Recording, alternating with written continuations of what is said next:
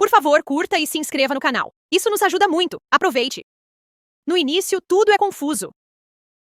Uma garota é instruída pela tia a cumprimentar alguém, lembrando-a de se ajoelhar diante de Sua Alteza Real. Mas a última coisa que Betty lembra é sucumbir ao abraço doloroso da morte. Para seu choque, quem está diante dela agora é a versão mais jovem da mesma pessoa que estava lá enquanto ela sangrava até a morte, saboreando seu fim trágico. Ele é o príncipe Reader, o amigo de infância que a matou. Quando ela diz o nome dele em choque, o príncipe se diverte por ela já saber seu nome. Sua tia, a viscondessa Pirina Cyrus, instantaneamente grita com ela por ser rude com o príncipe. Só depois de ouvir a voz estridente da tia é que ela percebe que dia é hoje. É o dia em que ela conheceu Reader pela primeira vez. Será que ela voltou no tempo? Quando ela ouve o príncipe dizer que está tudo bem ela agir assim, já que acabaram de se conhecer, a raiva cresce rapidamente dentro dela. Reader é um nobre serpente cambiante, e ela se lembra de todas as vezes que ele a manipulou, dizendo que não se importa dela ser apenas uma insignificante esquilo cambiante, pois ainda a considera sua amiga. Que cara de simulado! Ela costumava acreditar em todas as palavras doces dele, até que ele a perfurou com suas presas venenosas. Ele a traiu bem quando ela estava prestes a realizar seu sonho. Desde criança, ela sempre esteve sozinha, e os livros eram seus únicos amigos até conhecê-lo. Na época, ficou perplexa quando a tia lhe disse que foi escolhida para se casar com o segundo príncipe do império. Foi forçada a ouvir a tia instruí-la a ser praticamente uma escrava do príncipe, mandando-a se comportar e não levantar a voz. Sentiu como se estivesse conhecendo um monstro. Mas Reader do Astron não é nada disso, pelo menos não por fora. Ele a fez sentir-se aceita, mesmo com o signo negro em seu pulso, um fragmento de estrela que simboliza sua condição de metamorfa. Ele lhe diz que é tão bonito quanto o resto e que está sempre ao lado dela. Logo, ele se torna seu único amigo. Isso é um testemunho para todos nós. Nunca confie facilmente nas pessoas. Mas apesar de estar noiva do príncipe, sua tia ainda controlava cada aspecto da vida dela. Pirina não queria gastar um centavo com a sobrinha, então Betty vivia na mais absoluta pobreza. Felizmente, ela encontrou consolo na leitura e em explorar o jardim como um esquilo. Um dia, Reader a encontra lendo um livro sobre comércio. Betty ingenuamente compartilha com ele seu sonho de se tornar comerciante. Ela deseja deixar o lugarzinho que conhece e explorar o novo mundo, longe de todo o tormento. Estranhamente, a aura de Reader escurece de repente quando ela fala em partir. Ainda assim, ele promete apoiar o sonho da amiga. Betty planejou meticulosamente sua tão esperada fuga para viver como comerciante. Reader, seu amigo mais leal, prometeu ajudá-la a realizar seu sonho. Seduzida por suas palavras e afeto, Betty acaba revelando todos os detalhes do seu plano, desde o dinheiro que economizou até a guilda que pretende se juntar.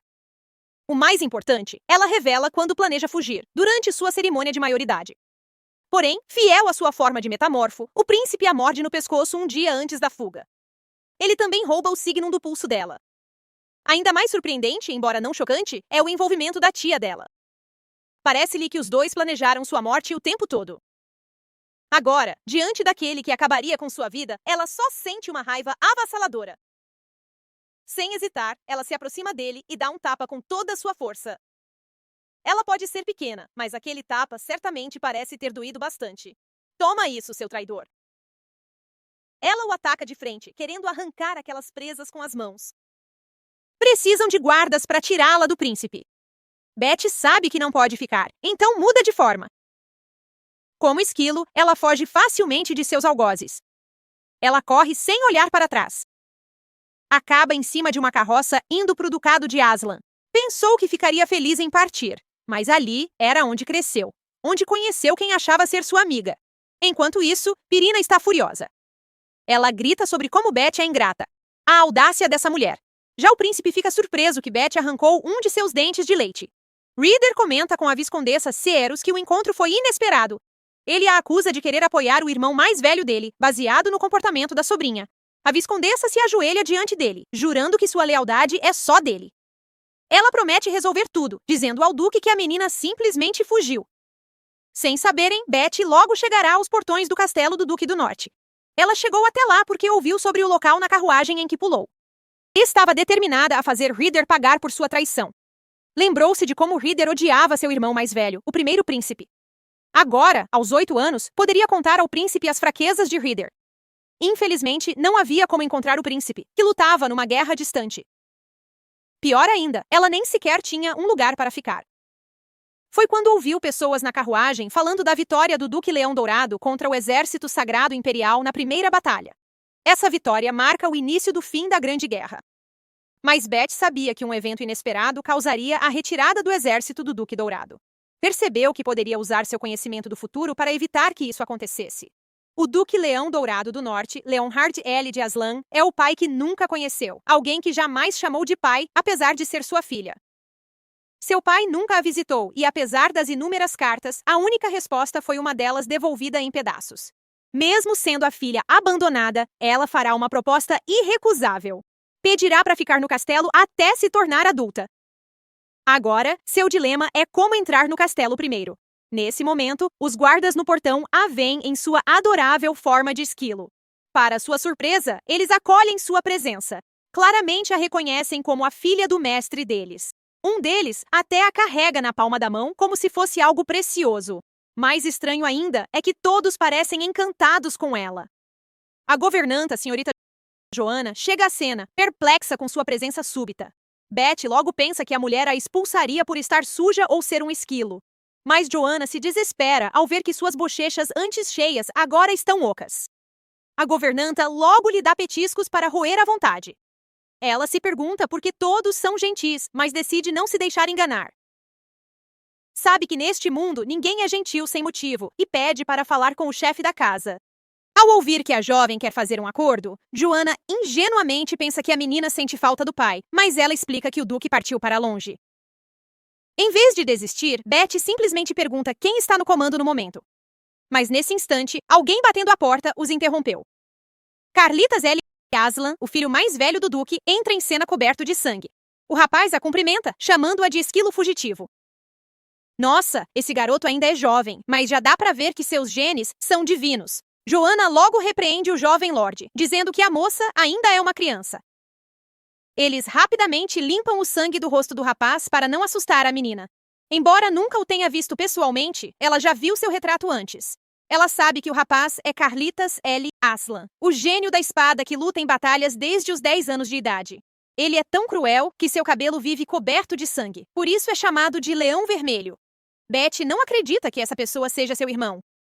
Pela reação dele, Beth acha que ele não está feliz em tê-la como irmã. Ela murcha, desconfortável, mas Carlitas avança, perguntando por que ela cheira a cobra. Beth encara a intensidade nos olhos de Carlitas.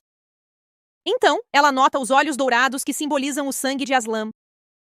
Um simples olhar de um leão shifter pode facilmente dominar as pessoas, mas em vez de opressão, ela sente um calor e conforto inexplicáveis. Carlitas comenta que ela não parece ter medo dele. Beth se assusta quando o garoto a levanta e tenta se soltar. Mas, para sua surpresa, ele a abraça. Ao soltá-la, diz que agora ela cheira como deveria. Beth congela, não acostumada a ser tocada tão familiarmente. Carlitas fica confuso com o comportamento dela, ainda mais quando ela se afasta dele, exigindo seu espaço de volta. Beth nunca havia experimentado algo assim antes. Ela sente como se seu coração fosse explodir. Joanna está preocupada com a jovem senhorita, especialmente quando ela começa a tremer. O mordomo repreende o jovem mestre por não ter mais cuidado com sua irmãzinha. Beth se convence cada vez mais de que seu irmão não gosta dela, principalmente quando ele se refere a ela apenas como aquela coisa. Até onde ele sabe, ela ainda não tem um nome. Beth fica ainda mais chateada, lembrando que por muito tempo ninguém se importou em dar um nome a ela. Mas quando tinha cerca de 10 anos, antes de voltar no tempo, recebeu a primeira e última carta de seu pai, que continha seu nome. Ela grita que tem um nome, e é Beth. Carlitas certamente fica surpreso com isso. Mesmo achando que o pai provava não se importar, ela via o nome dado como algo precioso. De repente, Joanna diz que sabe o significado do nome e que é uma bênção. Ela elogia o lindo nome da jovem e pergunta se ela mesma o escolheu. Beth fica sem jeito, mas responde que o nome lhe foi dado. Quando Carlitas a chama pelo nome, Beth fica agitada por achar estranho. Mas logo se irrita quando o irmão insiste em chamá-la de rabo de espanador. É porque ela tem o tamanho do tufo da cauda dele quando leão. Beth fica visivelmente chateada com o apelido brincalhão. Eles são tão fofos. Mal se conheceram e já agem como irmãos de verdade. Joanna precisa interromper a conversa adorável deles. Diz a Beth que, na ausência do duque, pode falar com o responsável da casa. O mordomo sai para chamar o senhor, pedindo que as crianças se conheçam. Beth teme ficar sozinha com o irmão. No corredor, Joanna pensa no costume nortista de não nomear logo as crianças. Isso é mais evidente quando a criança é muito amada, pois achar o nome ideal é difícil. Mas não dar nome a uma criança de 8 anos já é demais. Ela só espera que ele pare de chamar a moça de bebê. Meu Deus, estamos recebendo informações contraditórias. Mas será que o Duque sempre foi um pai amoroso? Enquanto isso, há um silêncio constrangedor entre os irmãos. Carlitos observa sua irmãzinha, notando como ela é pequena e fofa. Ele está chateado por não tê-la visto como esquilo, então se aproxima dela novamente, pedindo que se transforme. Ele está sendo intimidador de novo, então Beth logo assume que ele quer machucá-la em sua forma mais vulnerável. O que é curioso para o jovem Lorde é que Beth não está fugindo dele. Isso é estranho para ele, pois está acostumado a coisas fofas o temerem. Lembrar de animaizinhos fugindo de suas mãos o chateia, e isso aparece em seu rosto. Beth assume que o chateou. Ela nunca interagiu com o irmão antes, então acha injusto se afastar dele. Não custa nada manter uma boa relação com ele, então ela se transforma em um esquilo, como ele pediu. Carlitos não resiste à fofura dela. Ele até diz que são parecidos, pois também tem orelhas redondas em sua forma animal. O jovem Lorde então lhe entrega uma semente para roer. Para não ser rude, Beth sobe em sua mão e começa a mordiscar. Já Carlitos fica hipnotizado pela graciosidade dela. Eu te entendo, querido Carlitos. Ela é simplesmente adorável demais. Enquanto o jovem Lorde admira a irmã, Joana entra na sala, dizendo que o Duque quer falar com ela urgentemente. Beth não acredita que ele queira vê-la naquele exato momento. Ela ainda não está pronta para encará-lo. Chocada, Beth segue o mordomo, que a ajuda a se vestir. Logo chegam ao escritório onde o Duque trata de seus assuntos. Ao entrar, Beth finalmente conhece o Conde Zelot. Ele se apresenta e Beth o cumprimenta com entusiasmo. O Conde explica que o Duque pediu para contatá-lo por um dispositivo para falar com a filha. Quando ela pergunta o motivo, o Conde diz que é porque a moça tá agindo feito criança. Ele explica que é normal querer ver a família, mas o norte tá em guerra. Tô sentindo umas vibes bem negativas desse cara. É bom você me provar errado, Conde. Beth fica sem graça por ser chamada de criança quando só queria evitar a retirada. Beth lembra das palavras duras da tia, que a chamava de inútil e chata. Por sorte, Carlitos percebe o desconforto dela. Ele toca o ombro dela e diz ao Conde que ele tá falando demais. Logo, o dispositivo vibra, indicando que o Duque tenta contatá-los. Beth põe a mão no objeto e, de repente, ouve a voz do pai. Suas primeiras palavras questionam por que ela veio ao norte. Beth para um momento para absorver sua voz pela primeira vez. De alguma forma, tem o poder de atrair as pessoas. O Duque fala novamente, perguntando se algo aconteceu na capital. É então que ela percebe que algo realmente aconteceu. Ela deu um tapa em um príncipe. Beth não sabe o que fazer. Sabe que seu pai a consideraria uma vergonha por agredir a realeza. O Duque pergunta novamente se algo aconteceu. Nossa, a beleza realmente corre na família. Esse cara não tem direito de ser tão bonito. Beth sabe que não pode mentir, então decide contar a verdade. Seu pai e irmão ficam chocados com isso. Ela explica como sua tia arranjou um casamento com o segundo príncipe. Beth acha que seu pai a verá como problemática, mas não é o caso. Seu irmão até elogia seu trabalho, já que casamento está fora de questão. O pai expressa sua irritação com a tia por forçar um casamento sem sua aprovação. O Duque promete enviar uma recusa após a guerra, pedindo que ela volte à capital. Beth fica arrasada ao ouvir isso. Ela sabe que o norte é um campo de batalha, mas quer ficar lá. Inconscientemente, seu rabo cai, mostrando sua tristeza. Carlitos nota e usa o dispositivo para entender o que o pai diz. Carlitos pergunta se ela não quer ir embora. Quando ela nega, ele tenta convencer o pai, mas o Duque não cede. Beth percebe que o pai realmente odeia que ela esteja lá. O que a surpreende é como o irmão está do seu lado. Carlitos explica que a irmã precisa descansar, senão desmaiará a caminho da capital. Isso convence o Duque, que diz que ela pode ficar até ele voltar. Beth fica radiante e agradece ao irmão pela ajuda. Inesperadamente, o irmão pede para tocar sua cauda. Ela cede por gratidão. Enquanto Carlitos admira a cauda fofa, chega a notícia do incêndio militar. Todas as provisões do exército do Duque estão estocadas lá. Todos tentam freneticamente apagar o fogo.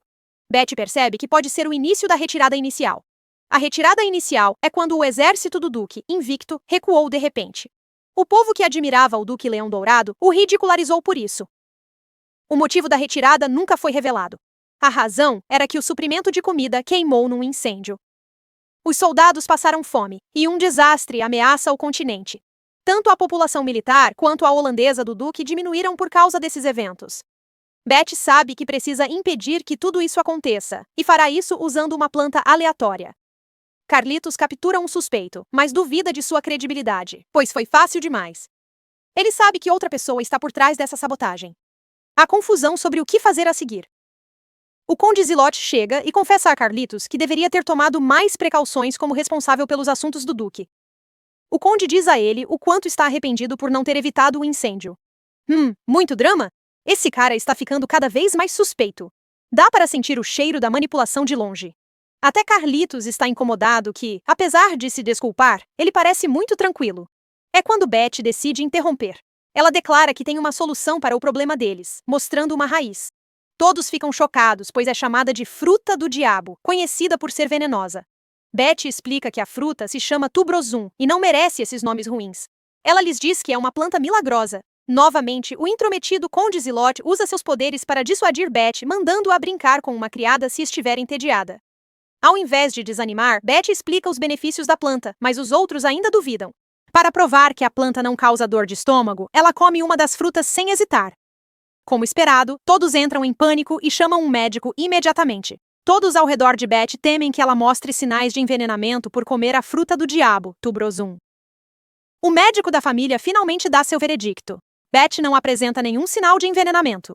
O irmão dela, Carl, quer ter certeza absoluta, então pergunta de novo, ameaçador. O médico, assustado, explica que o veneno teria aparecido na língua da Beth. Ah, Carl, você realmente se preocupa muito com sua irmã, né? Beth então pega o tubrosum inteiro, do caule até o fruto. Ela anuncia orgulhosamente que é comestível. Carl acredita nela, mas não entende o que o torna não venenoso. Ele sugere que talvez haja partes comestíveis e não comestíveis, mas Beth diz que está errado. Um cavaleiro opina que talvez, por ser uma shifter esquilo, ela possa digerir até veneno. Porém, Beth também rejeita essa ideia. Beth finalmente revela a resposta. É o talo. Se ingerido antes do resto da planta, neutraliza o veneno. Ela comeu um antes de encontrar todos, então quando comeu o fruto já estava imune ao veneno. Esse fato seria descoberto 1 ou 2 anos depois, como nossa adorável protagonista lembra de sua vida passada. Ironicamente, isso é revelado quando alguém tenta se matar comendo a planta inteira. Mas é claro que eles não morrem. Sem dúvida, essa pessoa deve se sentir o homem mais azarado do mundo. Apesar da explicação e demonstração de Beth, os cavaleiros ainda hesitam em experimentar. Carl imediatamente pega uma planta e a engole por inteiro. Os cavaleiros ficam chocados com a falta de hesitação dele. A confiança de Carl em sua irmãzinha é realmente comovente. Segundos após a ingestão, nada acontece. Carl está completamente bem. Os cavaleiros ficam comovidos com seu sacrifício. Alguns ainda hesitam, já que os 2 que testaram a planta são shifters. Mas alguns tentam imediatamente. Todos comem a fruta e se sentem bem, além de saciados. Beth anuncia com orgulho que assim resolverão o problema do abastecimento de alimentos, já que há tubrosuns em abundância ao redor deles. Todos discutem como entregarão imediatamente, enquanto Beth escreve uma carta sobre como ingerir a planta para saciar os cavaleiros em guerra, evitando a retirada. Nossa brilhante protagonista está feliz com as coisas indo bem para ela. Aproveitando a chance, ela apelará ao pai e pedirá para ficar até sua cerimônia de maioridade. Por outro lado, o Conde Zelot não quer que o problema seja resolvido tão rápido. Ele pensa ansiosamente no que relatar a ela. Eu sabia que ele tramava algo. Ele já emitia energia suspeita desde o início. Quem será essa ela a quem ele se refere? Quando os cavaleiros estavam quase desmaiando de fome, o suprimento de comida chega. O chefe Leonhard, pai de Beth e Carl, pega a carta de Beth e a lê na hora. Ela diz que a comida é comestível e pode ajudar na guerra em andamento. Achou que era erro, pois eram só tuberósios, mas lê outra carta explicando como comer. Claro, os cavaleiros duvidam, pois ela tem só 8 anos. Como é a ideia da filha, Leonhard come tudo sem hesitar, impressionando os outros cavaleiros. É o mesmo painel de quando Carl fez isso também. Por isso, todos estão renovados e prontos para continuar a guerra. Na sua tenda, Leonhard lê carinhosamente a carta da filha. Seu comportamento sugere um motivo para tê-la supostamente abandonado. No castelo, antes da entrega das rações, Beth escreve uma carta ao pai. Com experiência da vida passada, ela escreve de forma madura, encantando Joanna. Feliz por ajudar, Beth decide colher mais plantas tuberosas. Carl aparece e diz que não, pois ela teve um longo dia e merece descansar. Joanna então menciona que o quarto de Beth está pronto. Beth fica surpresa ao ouvir isso. Ela realmente tem um quarto preparado para ela? Para a doce bebezinha, é claro que tem. Beth acha todos estranhos, não acostumada a tanta bondade na vida passada. O irmão mais velho oferece mostrar seu quarto, que é um longo corredor. Beth sabia que não era bem-vinda. Seria essa a forma deles dizerem que ela não pertence ali? Porém, para sua surpresa e sorte, não é esse o caso. Carl pega sua mão e a leva a várias portas, cada uma para um tipo de quarto. Betty até tem sua própria sala de brincar. Ela duvida que tudo seja dela, mas Carl insiste que sim. O melhor irmão do mundo. Carl a leva ao quarto e mostra a bela vista pelas janelas enormes. Agora, Betty está feliz por ter sido corajosa. Sem sua impulsividade de sair da capital, não veria essa bondade e beleza. Carl coloca sua irmãzinha na cama. O sol ainda está alto, e ela não consegue dormir. Ele percebe que ela não dormirá logo, então traz uma roda de exercícios. Como ela é esquilo, ele achou que ela gostaria da ideia. Ele olha ao redor e decide por outra coisa, uma mansão de esquilo. Betty fica sem palavras, enquanto Carl está todo animado. Bem, parece que Carl está se divertindo mais que ela. Joanna entra e vê os irmãos brincando, com Betty vestida de esquilo.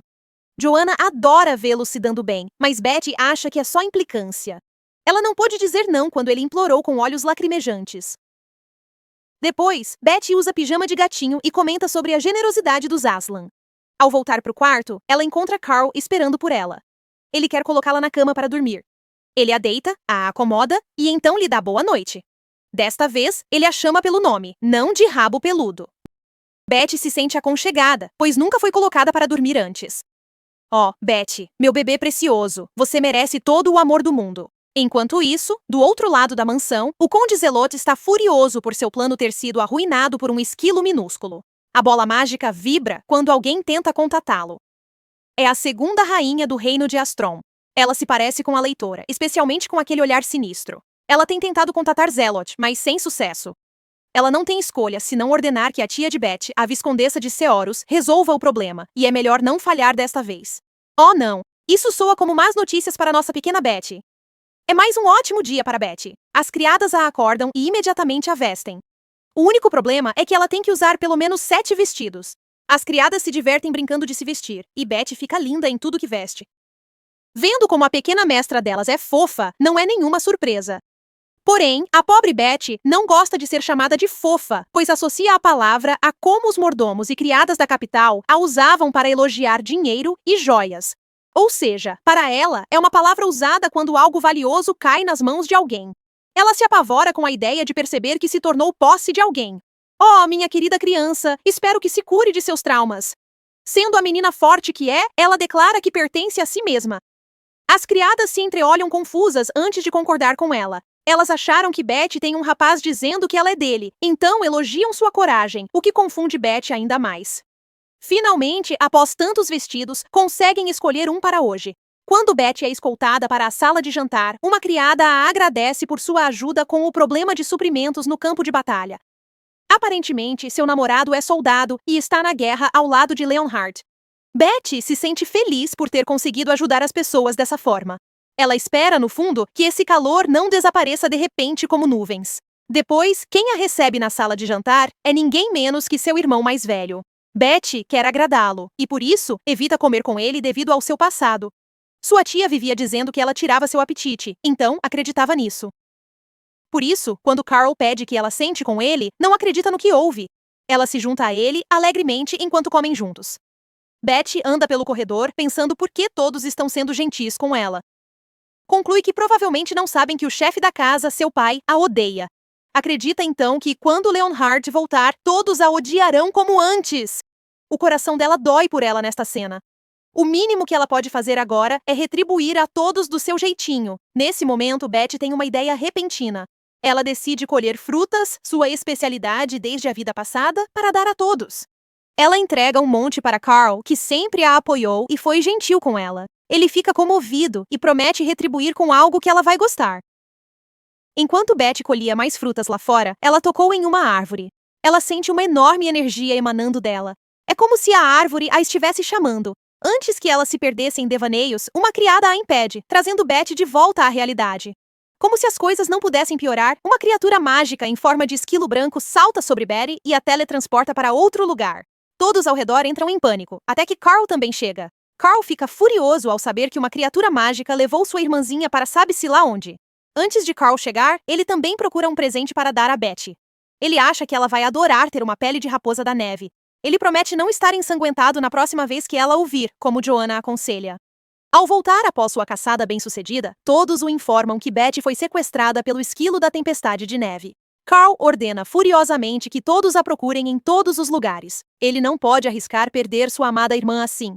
Responsabilidades de irmão mais velho. Será que veremos a forma de leão de Carl? Em algum lugar nas montanhas do norte, Betty está sã e salva. Ela ouve uma voz gentil vinda do esquilo da tempestade de neve. O esquilo flutua enquanto se comunica com Betty em sua mente. Ele a chama de migalhas. Ele explica que ela é sua migalha especial. Betty entende que pode ser ancestral dele. É então revelado que foi ele quem voltou no tempo para salvar Betty. Antes que possa explicar o mais importante a Betty, seu espírito sai do corpo do esquilo da nevasca. Betty fica sozinha com o esquilo. Ela percebe que está no meio do nada. Ouve folhas farfalhando e fica com medo, pois as montanhas do norte têm grandes feras. Uma voz familiar a chama. Um garoto de olhos cobertos por cabelo, com capa preta e dourada, surge das árvores. Quem é esse personagem novo e misterioso? Betty analisa o estranho encapuzado. Ele tem a altura e a voz do irmão dela. Ela supõe que ele tenha a mesma idade. Ela o questiona e percebe que ele está desconfiado dela. Nossa bondosa protagonista garante estar tão perdida quanto ele. Isso parece funcionar, pois a aura entre eles se ilumina. Ele ri dela. Quem não riria? Ela está sendo muito fofa. Quando ela vai começar a voltar para casa, uma forte chuva cai sobre eles. O menino estranho a coloca ao seu lado, sob a proteção da sombra da árvore. O esquilo da nevasca sai da bolsa de Betty, deixando o garoto estranho na defensiva. Por que todos estão tão animados com um animal fofo?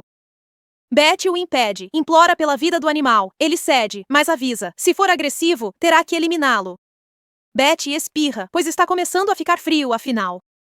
O menino a olha preocupado e pede que ela o acompanhe. Ele a chama de bela dama e a esconde sob seu manto para que não se molhe. Isso deixa Betty sem jeito, mas ela o segue mesmo assim até uma cabana vazia. Eles entram na cabana, onde estão aquecidos e protegidos. O menino está encharcado por causa dela, e ela se sente mal, então pede que tire o manto. Ela promete não olhar, vendo que ele parece hesitante em tirar tudo. Ele finalmente tira o manto molhado e diz que ela pode olhar agora. Para sua surpresa, o que mais chama a atenção é a venda sobre os olhos dele. A cabana não é quente o bastante, então Betty e o garoto misterioso precisam acender uma fogueira. O rapaz encontra uma pilha de lenha. Betty se pergunta como ele enxerga com aquela venda nos olhos. Mas ao olhar demais, ela nota que ele ainda é atraente, mesmo vendado. Admirando a vista, Betty. Ele pede que ela se sente perto do fogo para se aquecerem. Ela hesita, então ele oferece os braços, perguntando se quer ser carregada. Isso faz Betty corar. Como ele pode dizer isso tão calmamente? Sentados junto ao fogo, ela percebe que os livros chamam homens assim de casa nova. Para quem não sabe, isso basicamente significa um conquistador. Ao perceber isso, ela geme, pois ele é o exemplo perfeito de um. Ela tenta não parecer desconfiada, temendo que ele possa tirar algo dela. Betty aprendeu a ser cautelosa com esse tipo de homem. De repente, seu estômago ronca. Ela se arrepende de não ter aceitado o peru do irmão. Por sorte, o menino tem pão para compartilhar. Ela parte o pão, mas ele insiste que ela fique com tudo. Que cavalheiro! Mais tarde, a barriga dele também ronca. Betty se sente mal. Já comeu tudo, mas tem uma ideia. Ela sai no frio e colhe algumas plantas tuberosas. O menino pensa que Betty também o quer morto. Há outros que querem? Então, ele a confronta imediatamente. O menino pergunta se Betty quer matá-lo também. Betty fica apenas confusa. Por que ela o mataria se acabaram de se conhecer? Será que esse menino tem um passado problemático? Ele sente que todos o perseguem, pois muitos já tentaram. Talvez por isso ele tenha que cobrir os olhos. Betty percebe que era por causa da fruta que ia oferecer. Ela explica como comer a fruta sem se envenenar e faz seu próprio show culinário com ela. Ela realmente prepara homens de tuberosa grelhados. Ela pega um talo e pede que ele pegue um antes de comer a fruta. O menino morde o talo da mão dela, um gesto que surpreende a pequena dama. Nossa, isso é um pouco estranho. Agora que está satisfeito, Betty decide explorar a cabana. Ela corre de forma engraçada, olhando tudo ao redor. O menino pensa que ela não mudou nada. Espera, eles já se conheciam e Betty não lembrava? Que reviravolta na trama. Lembra sua bobeira, seu tamanho pequeno e seus olhos curiosos, escuros como a noite. Olhos pelos quais ele já se apaixonou, pelo jeito que se lembra dela. Tem uma memória dela em roupas rústicas na capital. Enquanto isso, finalmente para de chover. Betty é a primeira a perceber. Ela escancarou a porta e ouviu pessoas procurando por ela. Ela então disse ao garoto que poderiam ir juntos se ele seguisse o mesmo rumo, mas ele apenas pousou a mão na cabeça dela, dando o mais doce adeus. Quando ela olhou para trás, ele já tinha sumido sem deixar rastros. Espero que eles se reencontrem em breve. Enquanto isso, Carl correu até a irmãzinha, perguntando se ela se feriu. Perto da árvore, o garoto de antes ainda estava lá, ouvindo tudo e até pegando o nome de Betty. Ele finalmente revelou parte dos olhos, que eram de um amarelo dourado, sinal de que também era um shifter. Ele disse se sentir magoado por nunca ter sabido o nome dela, mas não é como se tivesse dito o dele. Ele também presumiu que ela fosse uma criada, não uma dama nobre. Considerando que se conheceram na capital, onde ela foi abusada e negligenciada, não é surpresa que essa tenha sido a impressão dele. O garoto examinou Carl, o irmão de Betty. De repente, os olhos de Carl quase encontraram os dele. Ainda bem que ele tem bons reflexos, senão teria sido descoberto. Ele vai ao seu destino, mas decide investigar a casa Aslan. Voltando a Betty e Carl. Carl ameaça matar a besta mágica que está com ela. Como antes, Betty implora que ele não o faça. Antes de explicar, sua visão fica embaçada. Ela cambaleia até desmaiar na frente dele. No quarto, Carl ameaça o médico pois Betty não acorda e parece doente. Calmo, o médico explica que o corpo de Betty é diferente, por isso adoeceu com a chuva. Enquanto Carl processa, o médico diz que buscará mais remédios para Betty. Olhando Betty dormir, Carl promete protegê-la no futuro. No dia seguinte, as criadas ainda se preocupam com o resfriado de Betty. Ao ouvir Betty espirrar, cobriram-na com um cobertor grosso e perguntaram se queria chocolate quente. Betty olha as criadas. O médico diz que ela está melhor, mas ainda precisa descansar até se recuperar totalmente. Após o médico sair, as criadas lembraram Betty para descansar na cama novamente. Betty percebe que só recentemente pôde sair livremente, já que antes só podia ficar em casa. Assim, ficar na cama é fácil para ela seguir. Na cama, Betty ouve as criadas falando sobre a chegada do Duque e seu guarda-costas. Betty pula da cama e pergunta animada às criadas se seu pai está voltando para casa. Não, ela é tão inocentemente fofa. Uma criada, preocupada, lembra Betty para ter cuidado, pois ainda está doente. Mas as outras dizem que Betty está feliz porque o Duque está voltando. A criada se aproxima de Betty e diz que a tuberosa entregue ajudou muito os guardas e o Duque, fazendo-os voltar mais cedo que o esperado. Do lado de fora, as pessoas recebem calorosamente e celebram o retorno do Duque e dos guardas. Enquanto caminham para o castelo, os guardas falam de Betty ser um gênio jovem e do desejo de conhecê-la. Enquanto isso, Betty se prepara apressadamente para encontrar o Duque. As criadas, arrumando seu vestido, dizem que ela pode receber o Duque de pijama, já que está doente. Mas Betty responde que sua imagem deve ser perfeita, pois primeiras impressões são essenciais. Betty corre para a entrada do castelo ao ouvir que o Duque chegou. Mas ela para no pé da escada ao ver o Duque pela primeira vez, nervosa ao olhar em seus olhos. Encarando Betty, o Duque pergunta aos criados por que ela está na entrada do castelo. Betty percebe que o Duque pode não gostar dela. Talvez tenha esquecido disso, pois todos a tratam bem no castelo. O Duque, por sua vez, lembra-se de manter a calma e não abraçar Betty de imediato. Quando o Duque vai acariciar a cabeça de Betty, ela recua, lembrando dos maus tratos da tia. Carl então chama a atenção do Duque, dando-lhe as boas-vindas. O Duque elogia Carl pelo plano, mas Carl diz que foi ideia de Betty e ela cuidou de tudo. Betty então diz formalmente ao Duque que quer oferecer um acordo irrecusável. Curioso com a formalidade de Betty, o Duque diz que conversarão amanhã. Ele pede à criada que leve Betty ao quarto e a faça descansar até se acalmar. Ele então instrui a criada a levar Betty para o quarto e fazê-la descansar até se estabilizar. Betty volta animada ao quarto e diz à criada que se preparará para o encontro com o Duque amanhã. Anoitece.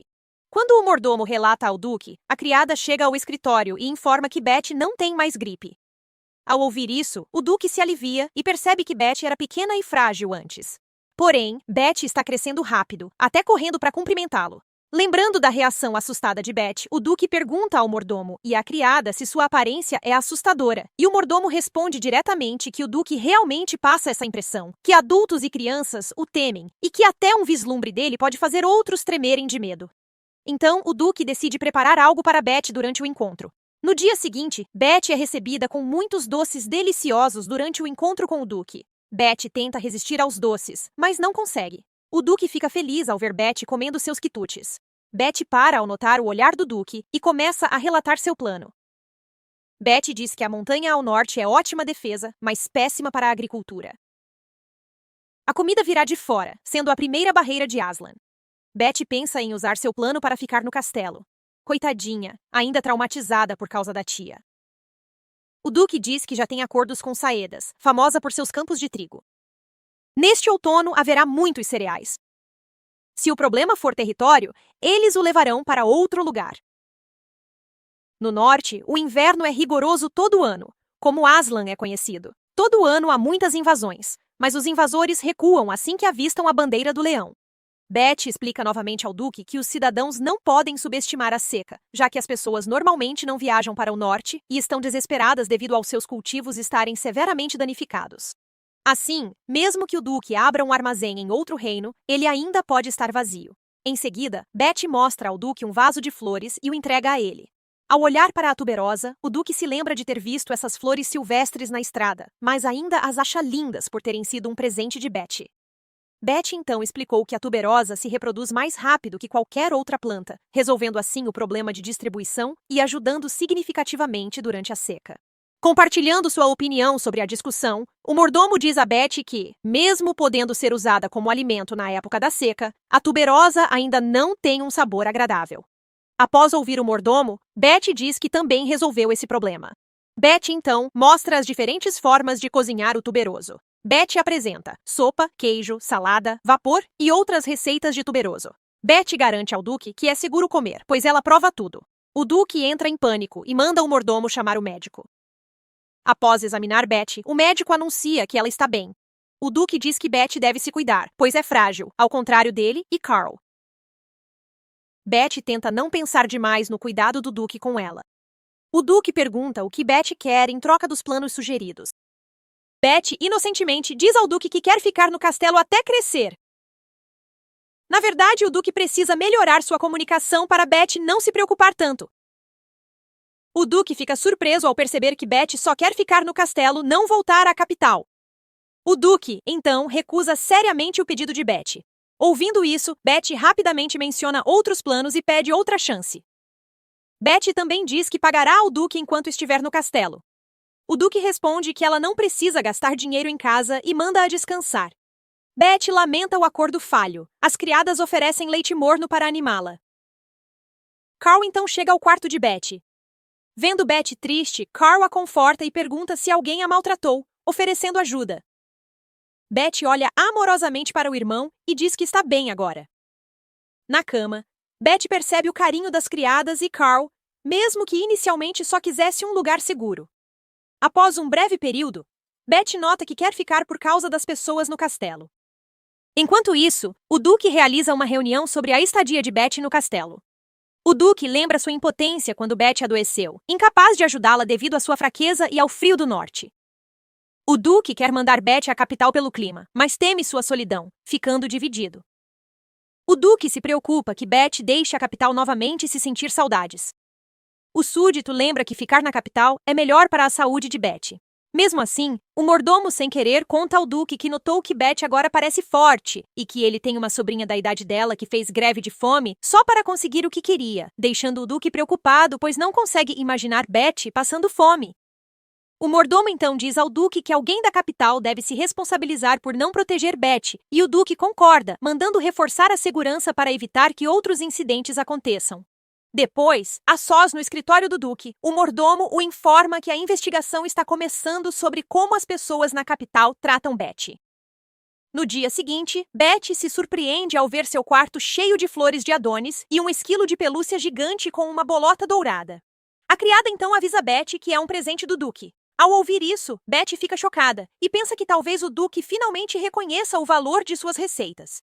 Em seguida, Betty vai até o Duque para entregar a carta que escreveu. Ao abrir a carta, o Duque pensa que Betty deve ter gostado do presente, já que ela escreveu uma carta de agradecimento para ele. O Duque até faz uma anotação mental de que irá emoldurar a carta que Betty escreveu. No entanto, todas as expectativas do Duque em relação à carta vão por água abaixo ao descobrir que a carta é toda sobre as receitas da Betty. Betty então informa ao Duque que recebeu o presente dele e novamente tenta fazer um acordo para ficar no castelo até crescer. Mas o Duque recusa categoricamente, fazendo Betty negociar por pelo menos mais um ano no castelo, o que também é rejeitado por ele. Vendo o quão triste Betty está, o Duque diz que pode construir um castelo menor na capital, mas Betty responde que não é sobre o castelo. Betty reafirma ao Duque que também pode ajudar nas batalhas de outras formas e não será um fardo para ele. O Duque então afaga a cabeça de Betty, que ele acha tão adorável, mas ainda recusa o pedido dela para ficar no castelo. Betty, então, sente uma sensação calorosa após o gesto do Duque. Nos dias seguintes, toda manhã, Betty é recebida com muitos presentes do Duque, embora ela entenda errado, achando que ele quer que ela vá embora. Em seguida, o Duque se surpreende ao ver Betty puxando um carrinho cheio dos presentes que ganhou. Betty então diz ao Duque que quer devolver os presentes, pois só deseja permanecer no castelo. O Duque percebe que sua filha é muito madura para a idade. Betty pede novamente para ficar no castelo, mas desta vez chama o Duque de pai. Comovido, ele concorda que ela fique até o inverno. Realizando seu desejo, Betty fica tão animada e feliz que sua cauda cresce. Na capital, um desfile celebra a vitória do imperador Nyder Dexys Astrum, governante do reino de Astrum. Enquanto a cena, Nyder ouve o povo elogiando o Duque Aslan e atribuindo a vitória a ele. Irritado, Nyder é acalmado pela esposa, que diz que o povo nada sabe e que ela já tem um plano. A esposa de Nyder se volta para o líder criança e o lembra de dar o seu melhor. Sério, usar uma criança para seus atos malignos é demais. À noite, no escritório do Conde Zeló, um homem o visita, apesar da relutância do conde. O homem revela que veio em segredo e que não há provas do incêndio, pois sua filha morreu após o plano. Zelote então pergunta ao homem o que ele quer. Ganancioso, o homem exige mais dinheiro para manter o segredo. Zelote diz ao homem que entende e pede que se aproxime. Quando o homem se aproxima, Zelote o esfaqueia com uma faca. O mordomo de Zelote entra e o conde ordena que limpe a bagunça. O mordomo concorda e avisa que alguém da capital quer vê-lo. No dia seguinte, Betty planeja ficar no castelo por 10 anos, mas vira esquilo e decide pensar em outro lugar. Na árvore, ela vê o Duque falando com o mordomo sobre o significado e origem do nome dela. Ao saber do esforço do Duque em nomeá-la, ela percebe que talvez ele não a odeie tanto. Claro que não. O Duque te ama muito e se preocupa com sua saúde. No dia seguinte, Betty está na cozinha fazendo biscoitos de tuberosa. Ao fazer os biscoitos, ela pensa em como o Duque se esforçou para nomeá-la. Mas logo afasta esses pensamentos e foca em fazer os biscoitos. Betty quer usar os biscoitos Tuberosum para valorizar seu contrato no castelo. Depois, prepara uma bebida para o Duque. Indo ao escritório do Duque com os biscoitos e a bebida, ela vê alguém no corredor. Ao perceber que é sua tia, Betty congela e deixa cair a bandeja. A tia pergunta como ela está, enquanto Betty treme de medo. A tia diz que ela continua desajeitada e, falsamente, finge preocupação beliscando suas bochechas. Betty lembra como a tia finge cuidar dela, mas a repreende e bate quando tem vontade. Betty percebe que precisa se defender após ficar no castelo. Então, Betty afasta a mão de sua tia com força. A tia de Betty a repreende, gritando que ela está sendo desrespeitosa. Betty responde corajosamente, dizendo que a tia está machucando-a. A tia ouve a criada comentar sobre as bochechas vermelhas de Betty. O Duque chega e pergunta o que acontece. Pirina tenta cumprimentá-lo. Preocupado, o Duque ignora Pirina e pergunta a Betty se é pesado. Betty diz inocentemente que cozinhou para o Duque. O Duque tenta pegar os biscoitos, mas as criadas o impedem. Pirina critica os servos e sugere treiná-los na capital. O Duque, irritado, diz à tia de Betty para parar, contendo sua raiva, pois não quer que Betty o veja bravo. O Duque então manda Betty voltar ao quarto e ordena que Pirina entre em seu escritório. Lá, a tia de Betty admira o belo rosto do Duque, arrumando o cabelo inconscientemente. O Duque pede a Pirina que explique a Betty por que ela fez todas aquelas coisas. A tia de Betty nega, mas o Duque, furioso, bate na mesa com o punho, gritando e questionando Pirina por que ela machucou Betty, sendo responsável por cuidar dela. Pirina insiste em negar que esteja maltratando Betty na capital, culpando-a por ter fugido. Ela acrescenta que sempre envia cartas e relatórios sobre o estado de Betty. O Duque então indaga Pirina por que não foi informado sobre o talento de Betty.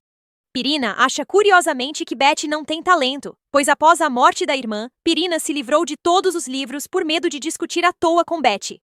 O Duque também diz a Pirina que ela não tem o direito de arranjar um casamento para Betty sem pedir sua opinião. Pirina começa a perceber que não tem mais desculpas. Ela finge desmaiar e diz que sente muito a falta da irmã. O Duque não cai na desculpa dela e informa que já teve o bastante. E mesmo que sua esposa pedisse para cuidar da irmã, isso não está mais em questão depois que Pirina magoou Betty. Depois, ele instrui Pirina a limpar seu próprio quarto de hóspedes. Em seguida, no quarto, Pirina senta ansiosa no sofá e grita que nem queria cuidar de Betty, e que só está fazendo isso por causa do plano. Pirina então olha para a poção e pensa que o Duque, o marido mais bonito e poderoso do reino, logo será dela. Ela só precisa fazê-lo beber a poção. No dia seguinte, ao se arrumar, Betty recebe uma carta do Duque de uma criada. Betty fica empolgada até com uma simples carta, já que antes não recebia nada do Duque, mesmo enviando várias.